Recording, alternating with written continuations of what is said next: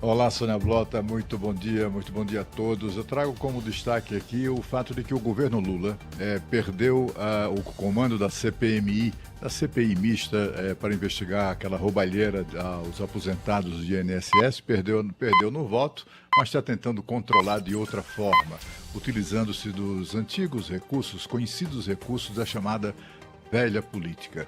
Por exemplo, o governo Lula liberou o pagamento de mais de 200 milhões de reais em emendas parlamentares para deputados e senadores que integram a CPI, os titulares, né? A gente só verificou assim, checou cada um dos titulares para verificar exatamente essa distribuição. Esse dinheiro todo foi distribuído somente no mês de agosto, que é exatamente o mês quando estava prevista a instalação da Comissão Parlamentar de Inquérito. Todo esse levantamento indica, não é, que leva em conta o fornecedor, quando o fornecedor ou o prestador de serviço ao Estado, ao governo, recebeu efetivamente o dinheiro. Ou então quando o valor já está na forma de emenda. Emenda digamos, é como se tivesse o emenda empenhada, né? É uma espécie de cheques, é um cheque ao portador, digamos assim. Não foi pago, mas está lá com o cheque na mão para pagar. É basicamente isso. No total, mais de 200 milhões de reais.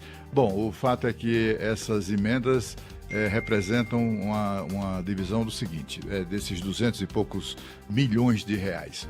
Foram 113,7 milhões de reais para pagas efetivamente, né? O dinheiro liberado saiu do cofre, saiu dos cofres públicos, e outras emendas empenhadas, que são aqueles checões, né? 90,8 milhões. No total ali dá um pouco mais de 200 milhões de reais. Só tem um caso de deputado, de parlamentar da CPMI, que não recebeu um único centavo. Tem um caso raríssimo, né? Exatamente da deputada que propôs a CPMI. Não é engraçado? Quem mandou propor, né, aí foi punida sem a liberação de nenhum centavo de suas emendas parlamentares. Eu me refiro à deputada Coronel Fernanda, do PL do Mato Grosso. Mas teve senador do PL, do Distrito Federal, aliás, recordista na apresentação de requerimentos na CPMI, o senador Isalci, que foi quem mais recebeu dinheiro. Não deixou também de receber dinheiro de emendas parlamentares a bancada do PDT, exatamente o partido que comandava o Ministério da Previdência quando se deu o roubo aos aposentados. Comandava na ocasião e continua no comando da CPMI, da Previdência, né? Do INSS e do Ministério da Previdência de uma maneira geral. Só o PDT recebeu, os três parlamentares do PDT na CPMI receberam 18,1 milhões de reais em emendas parlamentares. Não é estranho, né? Vai começar a investigação e o governo então vai molhando a mão dos deputados.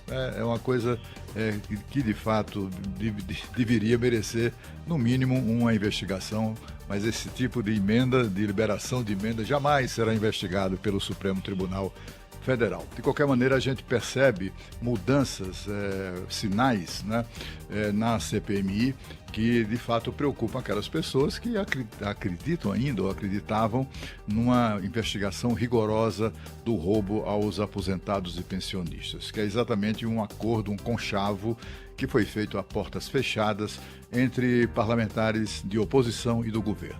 E a decisão que eles tomaram, as decisões foram as piores possíveis. Começa pelo fato de que eles resolveram, então, delimitar. Ouça isso entre aspas.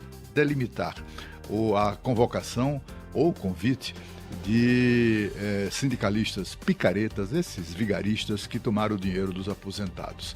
Não só os sindicalistas, como também os proprietários, donos, né, controladores de associações de supostos benefícios, né, para aposentados e pensionistas. Essa gente toda simplesmente não vai ser convocada por enquanto.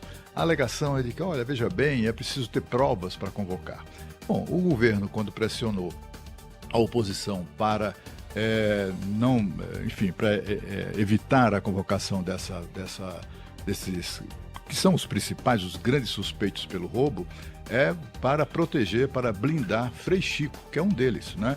é um dos sindicalistas envolvidos nisso, ou pelo menos a entidade da qual ele é dirigente foi das mais beneficiadas pelo roubo aos aposentados. O presidente da CPI chegou assim, né, falando grosso, já está dizendo ali, veja bem, tem que ter prova para convocar, tem que ter prova para convocar. Quer dizer, a investigação, na verdade, busca provas, né?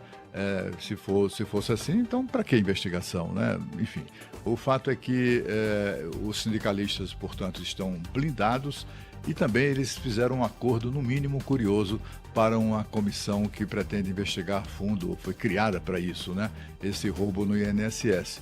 O acordão, esse conchavo, prevê que só haverá votação de requerimentos de convocação em bloco, né? Vai pegar lá 30, 40, 35, que é a média por sessão, e aprovam ou rejeitam aquele bloco de requerimentos. E isso só será aprovado, esses requerimentos só serão aprovados mediante acordo entre os líderes de ambas as bancadas.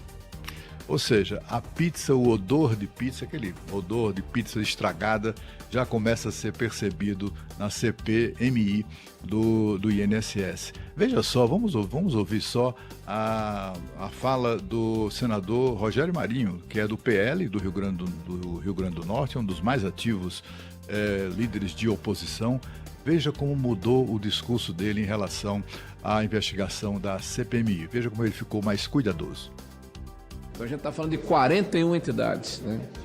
Então, na hora em que houver o convite ou a convocação, isso, para que os presidentes de entidades estejam presentes, é importante que todos eles sejam convidados ou convocados, né? Você vê, né? Já não é convocação, é convite. Minha gente, estamos falando, né, de suspeitos de haverem roubado os velhinhos do INSS, né? Na verdade, a CPMI começa de maneira errada, né? Porque, afinal de contas, ignora um daqueles princípios básicos de qualquer investigação de corrupção, né? Que é seguir o dinheiro. Como dizem os americanos, follow the money. E simplesmente os integrantes da CPMI, não sei se em razão das emendas, eu não sei qual o poder de fogo dos governistas, nem qual as fragilidades da oposição. O fato é que as emendas e mais esse conchavo mostram que, olha, é bom começar a se preparar para uma enorme e mal cheirosa pizza servida na CPMI do INSS. Agora nós voltamos a São Paulo.